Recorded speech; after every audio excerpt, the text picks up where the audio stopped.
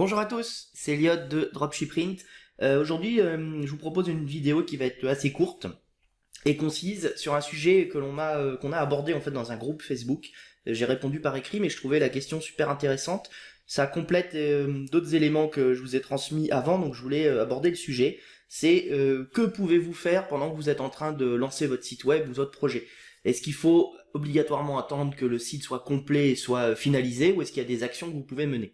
Donc même si j'ai horreur de ce terme startup qui pour moi est assez bidon et on met plein de choses galvaudées derrière, mais il existe et on est obligé si on veut trouver des sujets sur le web, on est obligé de l'utiliser.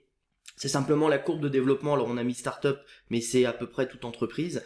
Là je suis sur un site, je vous partagerai le lien, qui est Just Entrepreneur .co.uk, qui est un blog où on parle de pas mal de sujets entrepreneurs et développement de boîtes. Là c'est comment trouver ce qu'on appelle des early adopters.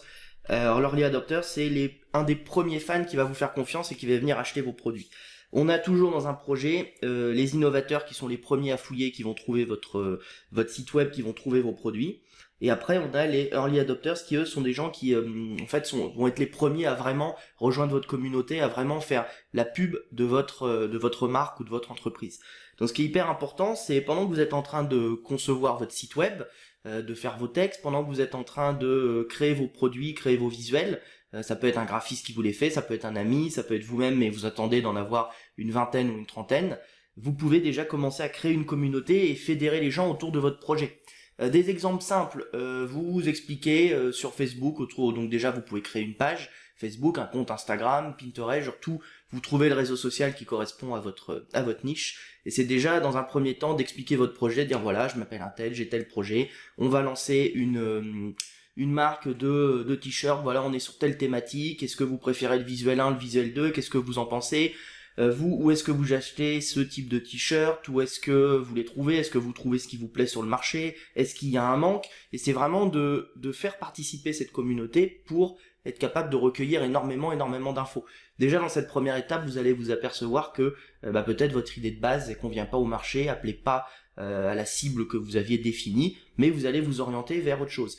Et le fait de faire participer les gens, ça les valorise énormément déjà socialement, et sur Facebook ou n'importe quel réseau social, ça leur permet de se dire voilà, moi j'ai participé à tel truc, j'ai donné mon avis. Il y a moyen de faire des sondages sur Twitter, de faire des sondages sur Facebook. Vous pouvez créer des groupes privés, ça marche très bien pour avoir une sorte de communauté très soudée. Les gens peuvent rentrer en contact entre eux, ils peuvent échanger, mais de manière moins visible, on va dire, que sur une page. C'est un peu plus intimiste. Donc le fait voilà de fédérer ces gens-là, ça va déjà, sans rien leur vendre, les faire participer, les faire donner votre avis. Ça vous permet vous de recueillir énormément d'infos, et lorsque vous allez lancer votre site web, ça va vous permettre d'avoir déjà un premier lot de clients à qui vous allez pouvoir proposer vos produits et qui vont pouvoir les acheter.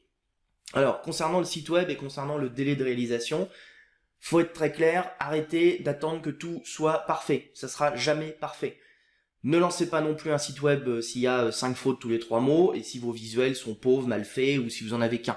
Par contre, attendez pas non plus d'avoir 100 ou 200 visuels, ou même 50 visuels, et d'avoir tous les textes de fait, tout au carré, nickel, pour lancer votre site web. Ça, c'est une erreur, on en a déjà parlé, que énormément d'entrepreneurs, de débutants, ou même de gens qui se lancent ou qui lancent leur marque, que ce soit des produits dérivés pour des musiciens, que ce soit une marque pour un graphiste, que ça soit un e-commerçant qui veut lancer une gamme de textiles pour compléter ses produits actuellement. Je vois cette erreur qui est trop courante et trop récurrente. Lancer dès qu'il y a un petit bout, dès qu'il y a 3-4 visuels en ligne, dès qu'il y a quelques textes, que ça paraît propre, qu'il y a une page de présentation. Je vous rappelle qu'avec notre outil boutique, vous faites ça en quelques clics. Si vous avez quelques visuels, vous les chargez, votre boutique, vous mettez votre logo, vous choisissez les couleurs, vous remplissez la page qui sommes-nous, tout le reste on vous la génère automatiquement. Vous avez 30 jours d'essai gratuit toujours.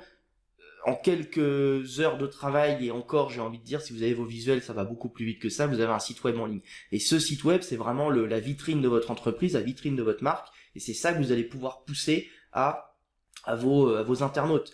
Déjà le site web il est en ligne, vous commencez à le faire indexer par Google, vous pouvez le relier à une page Facebook, votre compte Business Manager commence déjà à être sérieux vis-à-vis des algos de Facebook, vous pouvez le pusher sur Instagram, vous pouvez déjà générer de la visite, vous incrémentez votre pixel comme ça. Genre il y a énormément d'avantages à se lancer rapidement.